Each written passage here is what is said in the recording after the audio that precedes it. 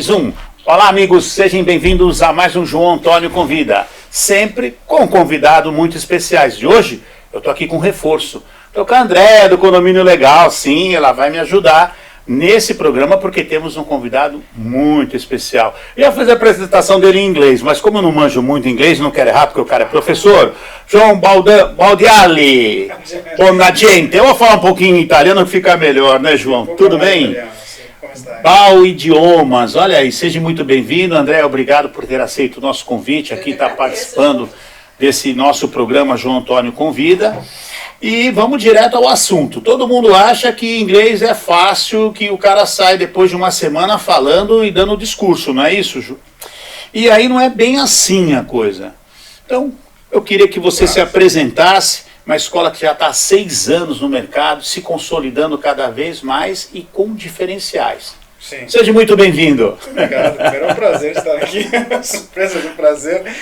Eu vou te falar que assim, duas coisas que você falou aí são contraditórias. A primeira, inglês é fácil. Até porque português, que é o idioma que a gente fala, é muito mais difícil. Sim. Então essa nem é a questão. Agora, realmente, como tudo depende de prática, e prática tem a ver com carga horária. E aí, obviamente, que você não consegue fazer isso do dia para a noite. Então muita gente tem a falsa crença de que você precisa mudar para um outro país para aprender. Falsa crença ou também essa propaganda, vamos dizer, um tanto quanto enganosa de alguns meios, algumas escolas que prometem inglês falando fluentemente em um mês. Métodos revolucionários. Eu fico pensando, sabe, André? Já que os caras fazem alguma hipnose no cara, que nem eu chego lá, sento lá, faz a hipnose, botou tudo ali, eu saio falando inglês. João, eu fiz inglês. Eu tenho um diplominha de tradutor e intérprete, mas olha aí, não sabia. Revelações do João Antônio Convida.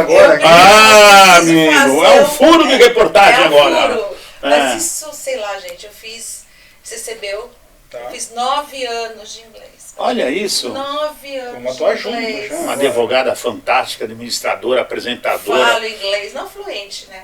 Mas atleta. Além das pessoas aprenderem, né, aprender o idioma inglês, você também tem uma vertente aí para quem quer voltar à fluência, né? Tem. Na verdade, esse é o nosso grande diferencial. A gente desenha cursos, né? Há muito tempo no Brasil, desde os anos 90, quando realmente virou um commodity, a gente começou a ter um produto único, que é o General English, que é aquele curso geral padrão, que dura de 5 a 7 anos, 2 aulas por semana e assim vai. O grande problema é que no Brasil, muitas vezes o brasileiro tem diversos perfis e com isso diversas necessidades. E aí, muitas vezes, eles não são atendidos por esse propósito de curso. Então, o que a gente faz lá a gente tem trilha de conhecimento. Então, você pode escolher... Como é que é? Trilhas de conhecimento. Trilha de conhecimento. Como é que é isso aí? Então, não é porque é curso de inglês que é igual para todo mundo. Às vezes o meu curso é diferente do seu, que é diferente do dela. Então, para começo de conversa, a gente tem lá um teste nível para avaliar onde você se encontra. Ah, legal. Você faz uma avaliação. Isso. Como é que funciona, João? Aí você vai fazendo algumas perguntas... Mais ou menos isso. O teste nível na metodologia comunicativa é conversacional. Óbvio que você tem ali o amparo de outras técnicas para poder checar também extensão de vocabulário, uso gramatical e assim vai. Acontece muito a pessoa chegar lá e falar, eu manjo muito e tal, tô querendo treinar meu inglês, chegar lá, não é bem assim. O que mais acontece eu já fiz curso há muito tempo, eu sou avançado, e aí chega na hora, trava. Não é o caso da Andréia, né? Veja bem, não tô querendo levantar, entendeu? 9 anos, hein? Não é assim. 9 anos eu fiz de inglês, porque antigamente você recebeu... O curso era super extensivo, assim, né? Mas também eu acho que tem uma coisa da oratória, né, João? Eu acho que tem a coisa da timidez, da oratória. Isso. Eu posso falar pra você, eu fiz 9 anos, talvez se eu começasse de novo a praticar, eu teria um pouco menos timidez na hora de falar. Hoje, se você começar a falar inglês comigo, embora eu te entenda, eu vou travar pra falar. É normal. Assim, a maioria das pessoas acha que a maior dificuldade é um componente cognitivo, quando na verdade não é e nunca foi. Quando se fala de idiomas, a maior dificuldade é um componente psicológico, no sentido emocional. Você se sentir apto e confortável com se expor é uma coisa difícil. Então é muito engraçado, por exemplo, que uma das primeiras coisas que a gente fala no teste é pode inventar, você não precisa falar sobre a sua vida. Porque às vezes você esquece alguma palavra da sua vida, não tem problema, inventa. O que você fez no final de semana? Qualquer coisa que você quiser falar. E muita gente trava. porque acaba ficando naquele lugar comum, e aí tem medo de se expor, tem medo de errar, e isso é, de longe, o componente mais difícil. E aí volta na questão da personalização. Se eu fico anos, por exemplo, me desenvolvendo para ir para um caminho que não conversa com o meu dia a dia, com a minha família, com os meus objetivos e com o meu lado profissional, isso acaba também ficando... É que eu male arrasto um italiano, né? Porque sou bisneto de italiano, você também deve ser, não é isso? Bisneto italiano? E que região da Itália que você veio? Calábria. Calabres, Jesus, é óleo sobre a água. Tem uma parte, Meu Deus. Tem uma parte ali, os Magiari, eles enfrentaram principalmente a guerra dos árabes, ali, a invasão dos árabes lá atrás. Você tem um pedacinho dos mouros aí também, Deve vamos ter, que vamos. Deve ter. Ô João, eu sinto essa dificuldade. Quando eu ia nas feiras na Itália e tal, ficava um tempo lá, e aí a coisa andava, eu entendendo algumas coisas, porque minha avó falava bastante italiano, minha mãe também conversando com a minha avó, e a gente sempre pescava. Mas passa um tempo que se você não praticar, você esquece. Exatamente. E isso, na verdade, é um recurso de defesa do cérebro. O cérebro gasta muita energia. E aí, justamente, ainda mais hoje. Só que aí qual que é o problema? Como ele gasta muita energia para aprender muita coisa, ele está constantemente deletando coisas, esquecendo coisas, ou melhor dizendo. Justamente porque senão a gente acaba gastando muita energia em vão para lembrar de coisas que não são necessárias. Idioma é a mesma coisa. Se eu sei, por exemplo, 5 idiomas, 6 idiomas, e eu sei como falar, por exemplo, caneca em 5, 6 idiomas, mas eu não uso 4, não tem por que o meu cérebro gastar tempo e energia. Você vai ter que buscar, isso, né? Que é justamente o que acontece quando a gente fica muito tempo sem falar um idioma. E a gente volta e a gente fica sofrendo para falar uma frase, e aí quando alguém fala exatamente aquela frase, a gente fala, putz, era isso. Eu lembrava, era isso, mas óbvio, porque você está sofrendo e aquela sinapse vai sendo enfraquecida. Então, esse processo todo ocorre de maneira muito natural no nosso primeiro idioma, ou na nossa infância. Por isso que quanto mais importante a inserção de outros idiomas na infância, quanto mais fixo e recorrente, consistente, melhor fica no futuro. Bacana. Isso. Eu fico de boca aberta com esse menino. Por quê? Porque não é só sobre... Você assistiu também, né? Nós nos conhecemos no BNI, você assistiu a palestra dele lá. BNI Mais. BNI Mais. E não é só sobre idioma, né? Aprender idioma. Eu acho que tem toda uma expertise aí, né? Cognitiva, de entender o cérebro, de aplicar certas ferramentas específicas para isso. Não é o ensinar o eu B2B, percebo, sabe? Aquela coisa. Não é só isso, the book is on the table. Não é só isso, não é usar só a memória. Eu acho que você usa outras ferramentas. Primeiro que ele tem uma oratória maravilhosa. Né? O Badiali, ele tem um negócio assim, é um acolhimento que eu percebo, que acho que talvez seja o maior, próximo, né? O maior diferencial dele. Ele acolhe a pessoa. Ele percebe ali, conversando um pouquinho, a dificuldade, talvez o intuito, vou viajar, quero falar o básico, não, eu estou entrando numa reunião, numa grande multinacional, acho que ele percebe isso e aí vai, bem específico, né? vai conduzindo, não é isso? Olha, eu acho que isso se deve muito a justamente as necessidades que eu tive e não fui atendido. Eu fui um aluno horrível. E fui um aluno das melhores escolas do estado de São Paulo. Olha! Estava numa escola de freira, pra você ter uma ideia. Eu adorava aquela realidade como um todo. Sei. Mas detestava o ensino, porque era um ensino tradicional, conteudista, que ignorava muitas vezes a gente. Eu era aquele aluno que quase reprovava, até que eu reprovo. Em 2007, eu reprovo. E reprovou em inglês? Não, eu reprovei em tudo, o ano inteiro. Em tudo, o ano todo? E aí quando eu venho para a Baixada Santista, que é justamente o choque cultural, eu saio de uma escola de freiras, e aí venho para cá para um colégio público. E aquilo começa a me apontar caminhos que eu nunca soube. Por exemplo, pela primeira vez eu fui elogiado. Eu falei, nossa, você é inteligente, você é capaz. Até que o pessoal achava que era um gênio. Eu falei, não é gênio. E aí eu comecei a entender também que existe um abismo muito grande entre um tipo de ensino e outro, o ensino particular, que eu já ouvia falar, mas você ouvir falar uma coisa e sentir outra. E, por exemplo, era absurdo. Na escola, por exemplo, que eu estudava lá em São Paulo, a gente era incentivado a debater com o professor após a aula. Lá, aqui era um desrespeito, você está desafiando o professor. Então, assim, eram universos que não se conversavam. E eu passei muito tempo assim, sendo totalmente ignorado. E era aquele negócio, o conteúdo é esse, se vira. Mas às vezes a minha realidade não conversa com esse tipo de conteúdo. Como é que eu faço? Não faz. Ou é isso ou não é. Então você tem que se virar nisso. E eu saio justamente desse processo querendo redesenhar a educação. Que arrogante eu sou, né? Não, eu acho que não. Eu acho que é um objetivo, né? A vida é isso. Graças às iniciativas que as coisas Não são? Progridem, né? Mas é isso que eu senti. Muita gente igual a mim, passar por necessidades parecidas com as minhas, mas tiveram que se adaptar de uma maneira ou outra. Eu me adaptei muito mal, até que eu reprovei. A maioria das pessoas se adapta bem ali, guardar as devidas proporções. E foi aí que eu entendi que, putz, então tem outro caminho. Não precisa ser simplesmente isso. Por exemplo, abre o livro, lê o livro até a última página e pronto, isso é estudar. Isso não é estudar, nunca foi, nunca vai ser. E a nossa geração pegou um pouco disso. Aprender idioma era ler uma lousa com, sei lá, 3 metros por 5 de conjugação verbal. Pronto, aprendeu? Legal, agora sabe falar inglês. Tinha aquela coisa lá do verbo, né, e tal. Era isso, só que aí você saía na rua, alguém falava, hey, how are you? I am, you are. Eu não desenvolvia. Eu falava, O cara tá me imitando, ele tá de sacanagem comigo. É o que acontece, é o que acontece. Dói muito, e eu vou te falar que é justamente por esse tipo de aluno que eu fui, e que eu sou ainda, eu me encontro fazendo isso. Por exemplo, eu sou uma pessoa que não tem a capacidade de ser sério 100% do tempo. Sim. E isso, na minha área, acaba sendo muito útil. Entendi. Né? Então, assim, isso acaba ajudando. Aí tem alguns componentes de pedagogia do afeto e outras coisas que acabam também fazendo com que as coisas funcionem. Agora eu vou chamar a atenção da minha produção, que agora vem um corte aí. Vem um corte? Vamos lá, câmera em mim? Olha só.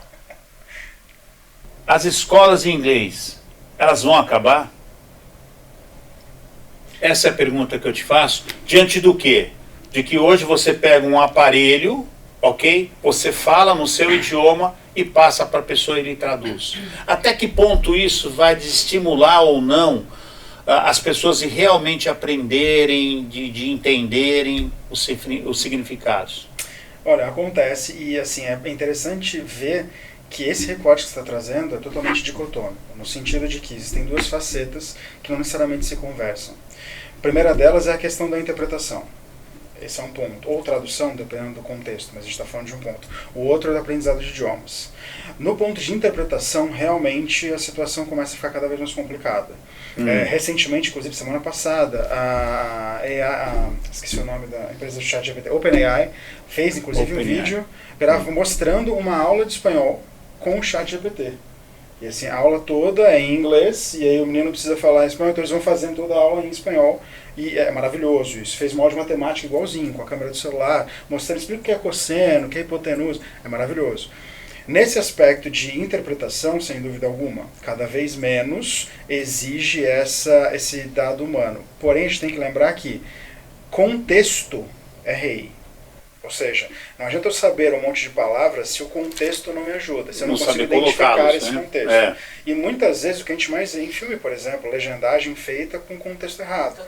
Totalmente. Tem um termo, por exemplo, que tem vários usos ou várias equivalências e é colocado errado. É comum isso. Isso acontece muito. Então esse é um ponto que cada vez mais a gente vai lutar com isso. Só que também tem que lembrar que quantos idiomas mais específicos e menos disseminados forem, mais difícil vai ser para isso se desenvolver. É só olhar o português. Quão pobre é a gama de conteúdo que a gente tem em português. E não é um idioma ignorado, é um idioma importante. Esse é um aspecto. No aspecto de aprendizado do idioma, a habilidade, ou melhor, a inteligência artificial traz um dado que é o que a gente traz já há um tempo. A questão da personalização. Eu não preciso ficar preso, por exemplo, a um componente ou uma grade curricular que às vezes é chata, não me atende, não conversa com o que eu preciso hoje e assim vai. Eu consigo dialogar com isso. Inclusive, uma das ferramentas que a gente usa com os alunos é o ChatGPT, que é um coach de fala. Então isso é possível sim e não vai acabar. Vai potencializar, dependendo de como for usado. É verdade, é verdade. Um dos diferenciais da BAU Idiomas é justamente isso, são os cursos personalizados, né? Inclusive a empresa também, né? Isso. Conta um pouco para mim. A gente atua nos dois lados, porque a gente tem tantos funcionários, ou seja, pessoas físicas que precisam se desenvolver, como a gente também tem empresas. Então, nas duas frentes, por exemplo, nós temos empresas que precisam do funcionário sabendo inglês, mas não é aquele inglês geral que a gente falou no começo, é um inglês específico para aquela atuação. Sim. E aí, às vezes, não adianta chegar e procurar um colaborador já preparado, porque isso não acontece, e também não adianta investir nele 5 anos para a demanda que você teve ontem. Também aí é um problema cronológico. Sim. Dado isso, o que a gente faz? A gente chega na empresa e, num diálogo, num briefing rápido com a empresa, a gente entende quais são as necessidades, quais são as realidades dela ali, e a gente desenha um curso baseado naquilo que ela precisa. Um vocabulário específico, né? Isso é o que mais pega. Né? Isso é o que mais vocabulário é muito pega. específico, porque quando, por exemplo, quando você vai fazer algum mestrado, alguma coisa na área jurídica, você tem todo um vocabulário específico para isso. André é advogada também. Advogado em inglês é lawyer. Eu entendo tudo nas apresentações dele, que eu fico tímida de falar, mas eu entendo tudo que ele fala. Poxa. Mentira. Existe todo um vocabulário específico, né? Principalmente quando você vai fazer algum tipo de estudo ou mesmo de conteúdo, você tem todo um vocabulário específico para aquele setor, né? Total. Então você precisa... Um curso de inglês genérico não vai te dar essa expertise, você não vai conseguir, e por incrível que pareça, não consegue, você não consegue entender um texto se você não tiver um curso ou algo que te dê aquele vocabulário, aquela interpretação, porque muitas vezes o que ele falou não é necessariamente o vocabulário, mas é a expertise da interpretação do que o texto está querendo dizer. É isso mesmo. Um exemplo recente, eu tive de traduzir um contrato, e no contrato existia o termo champion. Champion, que é comumente conhecido como campeão. E ele, como bom professor, ele está sempre assim, ó. Ele fica me cutucando, olha pra mim não, hein, calma. Mas pega leve. Eu fiquei com medo agora, eu falei, que essa Não, palavra que isso é, vem. isso é. Não, mas isso aqui é interessante. Champion é traduzido comumente como campeão. Sim. Acontece que num contrato é estranho você ter um campeão. Não funciona muito bem. Principalmente quando aparece I champion these causes. Então, por exemplo, eu defendo outras causas. Porque o champion também tem a ideia de defensor, não só de campeão. E esse é um contexto muito específico, dificilmente você vai ver um uso desse. E aqui eu estou dando um exemplo ridículo, só para enfatizar ridículo isso. Não, sempre é mas é ridículo no sentido de que é um contexto, é um contexto muito específico. Então, tirando pessoas que vão entrar nessa área com esse uso para chegar nesse termo, não é uma coisa tão importante. E esse acaba sendo um lugar comum que os cursos não passam, óbvio. Porque não tem razão do porquê, né? É verdade, é verdade. Ô, Bardiali, me fala pra mim o seguinte. Ele está preferindo o italiano. Você percebeu? Ele ia falar isso assim. Ele está preferindo o italiano. Como está? Vamos para o italiano. Parla con noi. A questão da gíria. Tá? Você vai falar com uma pessoa, você está em outro país e tal. Na Itália são diversos dialetos. Né? Uma vez eu estava lá indo para Pompeia, parei um pouco antes. Aí chamei os meninos, eu nunca esqueço isso, os meninos jogando bola. Aí eu perguntei para o menino, escuta, Pompeia está perto daqui e tal, né? Falei com ele ali. Aí ele, peraí. Aí chamou o menino, não lembro, obviamente não lembro, estava uns anos, chamou o menino, falou assim, vai, Luca, vamos supor, Luca, vem aqui que você fala italiano. Aí eu falei, mas olha só como é que é a coisa lá, entendeu? E aí o menino lá foi lá, nos explicou pra gente. Então a questão do dialeto é uma questão também importante, deve ser levada em consideração. No inglês, pega um pessoal, a moçada nova aí, que tem muita gíria, às vezes, como é que fica? Quer falar primeiro? Eu vi que você já teve uma menção para a história. Não, pode falar. Não?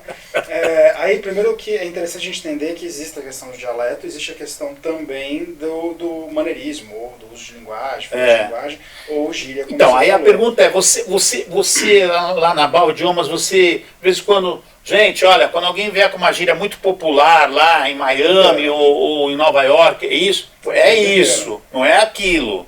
Inteiro. Uma das coisas que a gente faz muito com turmas iniciantes nas primeiras aulas, a gente sempre abre com um bate-papo. Né? Tá. Justamente ignorando o conteúdo, é para bater papo sobre a gente mesmo, para ir expandindo nossa capacidade. Toda aula tem uma pergunta do How are you? Tudo bem, né? Como você está? Só que de maneira diferente.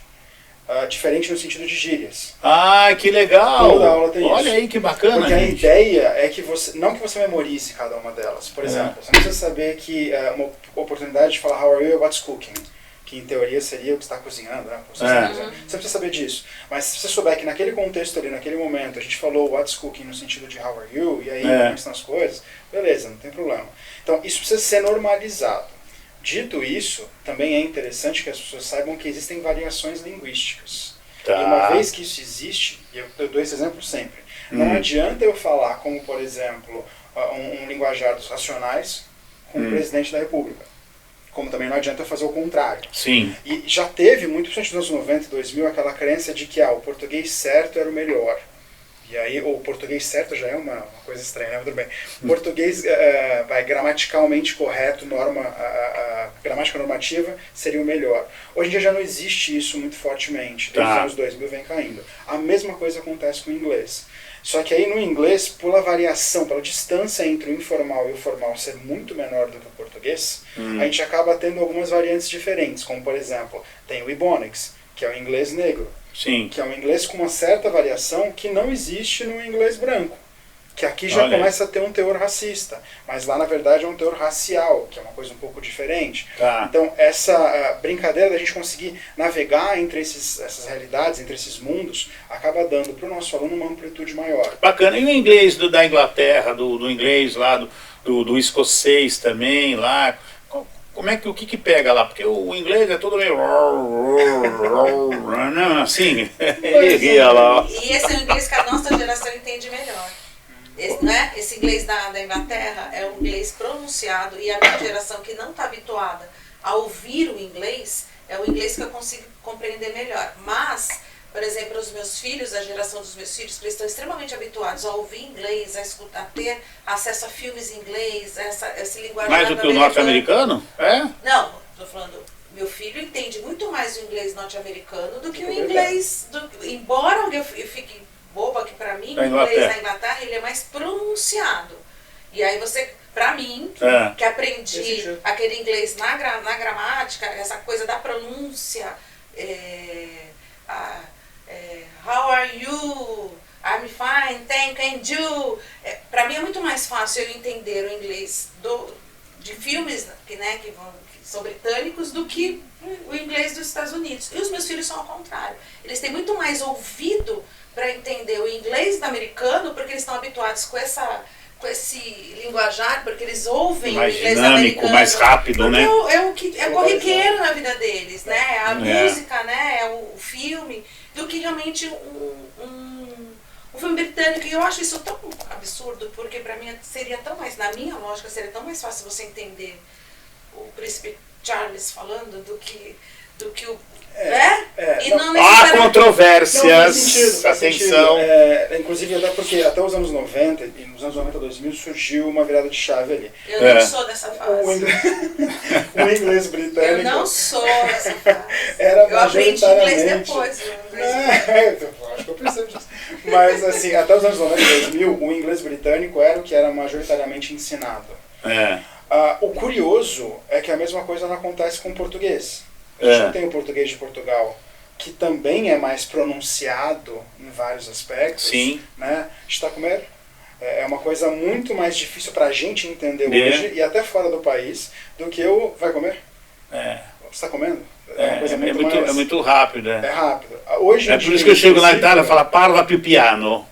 Pode ser, pianíssimo. Porque senão não dá. Se você começa a falar muito rápido, você se perde. Você tem Mas isso é tem que falta ficar de costume. caçando. É falta de costume, é que eu falo, preciso ficar mais tempo lá na Itália. Mas o grande problema é que hoje em dia, com a globalização, justamente o que a Andrea trouxe, primeiro que muita gente às vezes acha que está falando uma variação e não está falando uma. Isso acontece frequentemente. Exemplo bobo, reunião em inglês. Reunião em inglês, M-E-E-T-I-N-G. Tem gente que pronuncia meeting, tem gente que pronuncia meeting. Esse é um fenômeno chamado rotacionismo. Que é Rotacionismo. Você substitui o T pelo R na pronúncia. Não é exclusivo dessa palavra, isso acontece frequentemente. Agora, esse é um fenômeno que é muito presente nos Estados Unidos. Mas tem muita gente que adora os filmes britânicos e fala, você vê como ele fala meeting? Mas já está misturando um pouquinho. E é muito comum hoje em dia disso acontecer. Nas aulas da BAU em específico, a gente sempre dá as variantes possíveis. Então, exemplo também besta. Palavras que terminam com ER costumam ter uma pronúncia aberta. Por exemplo, água. No inglês americano, com rotacionismo, water, que é muito comum, né? No britânico, water. Water. Carro, que é mais fácil ainda. Carro, car, né? Bem americanizado. Car. Ela é mais... I came by car today. Ele tem um estilo mais... Tem, exatamente. É toda uma imponência. Você entendeu? Entendi. I came by car today. I came by car today. Mas isso é muito comum, e a mesma também coisa. no ouvido eu tenho. Viu? A gente Viu? tinha quase inglês, né, já. Foi isso que eu falei, I came by car today. Ô, Badiali, você tem... É porque João para João, entendeu? Fica um negócio meio esquisitão. Badiali já fica mais diferente, né? Ela fica falando João, ela fica olhando pra mim, pra você, não sabe que João que é. Aliás, eu tenho tanto João na minha vida ultimamente. E ó, tudo bom na gente. Não é, João? Você não conhece um João ruim. Eu, graças a Deus, Deus me abençoou. Só tem xará bacana que eu conheço. Eu já brinco. João, tu é boa gente. Eu também me perdi no assunto. Também fica me interrompendo, que coisa absurda. Mas a André é uma amiga fantástica. A gente tá falando I came by car today. Vamos lá, vamos pegar por aí. Ó, já está se soltando. Ela já está se soltando, né? Eu queria saber se você tem um desconto especial para editor de programas e baterista. Olha, os dois. É difícil. Alô, produção, tá me ouvindo? É difícil, mas eu tenho essa pessoa aqui. Porque tem que estudar música, as partituras, bateria e é editor. Tem lá uma condição lá diferente? Até porque o editor trabalha 100% com comandos em inglês. Dificilmente, né? A não ser que se ele tiver feito isso, eu choraria aqui ao vivo. Olha ele aí. Não deve ter traduzido todo o software. Não pode, né? Ele fez, tá vendo? Não fez. Aí sim. E a maioria das músicas, se for rock, também não. É em inglês. Vai ter um desconto lá pra ele, não tem lá? Ele é editor também, viu? Porque esse moço tem várias facetas. Também faz. Nossa, é mesmo? Não tão bom, não tão habilidoso. Mas, ô Badiali, você também toca alguma coisa? Como é que é? Você é um cara das mil... Não, também, calma, não tanto. Eu gosto muito de música, meu pai é musicista, formado há muito tempo, toca piano maravilhosamente bem. Eu gosto de percussão. Não sei se olha, engraçado você falar isso. Agora no sábado, o meu câmera, Agnaldo Ramos, tocou piano em Casa da Cor São Paulo. Olha, que legal. E é uma empresa, um piano que não tinha sido tocado, veio direto de Nova York, é considerado um dos pianos, não me recordo o nome agora da empresa, é considerado um dos pianos de melhor acústica no mundo. E a arquiteta tem o marido e a família do marido, todos são pianistas, e as filhas também são pianistas. Aí não deu, né? O Aguinaldo não aguentou, pum, foi lá. A mesma coisa se o outro vê uma bateria, sai lá correndo pra, né? E ele foi lá e tocou maravilhosamente, foi muito bacana. Isso é maravilhoso. Mas e aí, toca alguma coisa ou não? Eu gosto de brincar, mas eu não considero tocar, porque tocar já é uma habilidade muito avançada. Perfeccionista. Carrom eu gosto de brincar bastante. Carrom? Carrom. Como é que é o carrom? Aquela caixa percussiva Peruana. que você senta Ô Pedro, isso até eu também faço. Você entra lá na caixinha, bate do tum, tum, tum. Isso eu também faço, Será pô. que faz? Para, pô. Não sei. Ô Badiali, é o seguinte, vou na Bal Idiomas, eu falo o meu propósito, por que eu estou lá, se é uma viagem, se é a trabalho, enfim tal. Como é que é feita essa avaliação? E como é que eu me encaixo dentro de planos? Tá? Planos de pagamento. Como é que funciona isso? Ó, você fala assim, olha, para isso eu tenho um plano tal, tanto tempo e vai te custar X. É isso? Conta um pouco pra gente. O pessoal em casa está se perguntando, porque o pessoal está adorando a Bal aí, porque é bem diferente, né? Por isso que você está aqui. É uma proposta diferente. Eu vou te falar que nesse aspecto talvez a gente realmente sobressaia mais ainda, porque o atendimento comercial ele é muito mais inclusivo. Como eu falei, a primeira pergunta é em relação a nível, para saber se você já tem alguma coisa que você pode pular. A gente sempre fala, desde o primeiro dia até o último, nosso interesse não é que você fique conosco para sempre. A gente não tem essa... Ficar segurando aluno, ficar muito tempo ali e tal. Inclusive,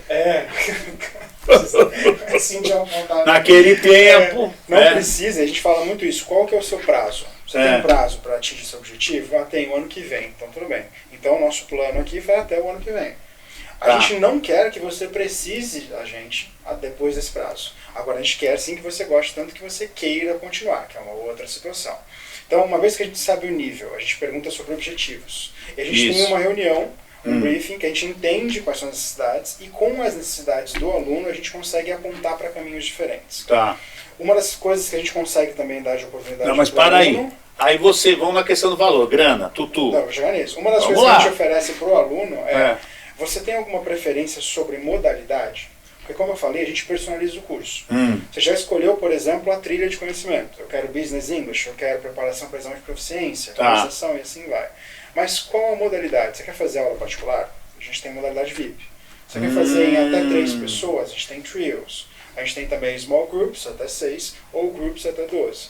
Então você tem totalmente a possibilidade de personalizar, literalmente. E aí você 100%. se encaixa numa dessas plataformas de negócio. E no padrão financeiro também. E aí você tem também a condição financeira. A gente tem aulas, pra você ter uma ideia, para pessoas de baixa renda, pessoas de média mesmo? renda e pessoas de alta renda. Olha que legal! E uma coisa que, porque eu vivi isso, eu tive muitas vezes vontade e não pude. Então, assim, o valor, obviamente, que não é o problema. Não vou ser hipócrita aqui, óbvio que a gente precisa do valor. Até porque a gente se mantém como empresa. A questão não é essa. A questão é, se você é uma daquelas pessoas que tem o desejo, tem a paixão e tem a necessidade de aprender, a gente vai dar um jeito de, mesmo que sair um pouquinho do nosso padrão, de oferecer algo que te atenda. Que Então, bacana, a oportunidade, né, de poder ensinar. Óbvio que a gente não pode também fazer 100%, até porque senão vira não. Mas assim, sair do normal, isso a gente sempre faz. Você faz, obviamente, uma avaliação também disso, não é só chegar lá e falar, olha... Totalmente. Ou seja, mas saber do desejo, da vontade, da disponibilidade de querer ajudar as pessoas é fantástico. Isso aí não, né, não tem preço, né? Principalmente nessa questão de ensinar, né? Acho que faz parte até do teu propósito primordial aí, né? Totalmente. Olha, bacana mesmo, viu? Não, de parabéns. É uma menina de ouro. Bacana. E fala um pouco da tua equipe. É você, hoje da nós aula? temos uma equipe tanto na parte de marketing, temos equipe na parte administrativa e financeira e temos também a parte educacional. Eu, por ter todo um histórico na parte educacional, eu desenvolvo toda essa área. Então, a parte de desenho de cursos, aplicação de cursos, aulas, matrícula, tudo mais, isso é comigo. A gente tem, não só eu como professor, temos alguns professores também. E aí, além disso, temos as outras facilidades da empresa, que a gente acabou tendo que ser obrigado a desenvolver, porque não é o nosso core business, né? A gente não tem isso como realmente o que a gente faz de ofício. Só que a gente foi desenvolvendo por causa de necessidade de mercado. E isso foi muito engraçado porque a gente começou a ganhar uma área que muitas vezes fica nebulosa entre o professor particular, que muitas vezes tem pouca estrutura ou nenhuma, e uma escola já física grande, que não tem o mesmo alcance que a gente. Hoje, por exemplo, a gente está presente em 7 estados brasileiros. Você está fazendo faz online? Online, aula remota, só que remota no sentido de ao vivo. Você tem um professor, você tem um dia, um horário específico desenhado para você. Tá, bacana. A ideia é literalmente poder prover o melhor. Vocês estão aonde? A BAL fica onde? Hoje a gente fica aqui em Santos, ali perto do Supercentro Boqueirão, só que esse é um ponto totalmente voltado para a área administrativa. A parte de atendimento de alunos é tudo feito online. Ah, é? Totalmente feito online. Então você não tem presencial, é isso? A gente faz presencial para algumas empresas em específico e para alguns clientes bem específicos que têm necessidades específicas. Mas hoje o grosso, que foi isso que nos levou a 7 estados brasileiros, é justamente a parte online, ao vivo. Que bacana. É tipo uma mentoria, né? Um negócio bem parecido. Bom, produção, como é que nós estamos no nosso tempo aí? Vamos lá. Falta o quê? Só 3 minutos? Nossa, aí você sabe que eles são bravos. Já foi meia hora já? Na última vez aqui. Bom, então é o seguinte, gente, no próximo bloco eu continuo aqui, aí eu vou falar um pouquinho de BNI+. Segura um pouquinho, João Antônio convida, volta daqui a pouquinho.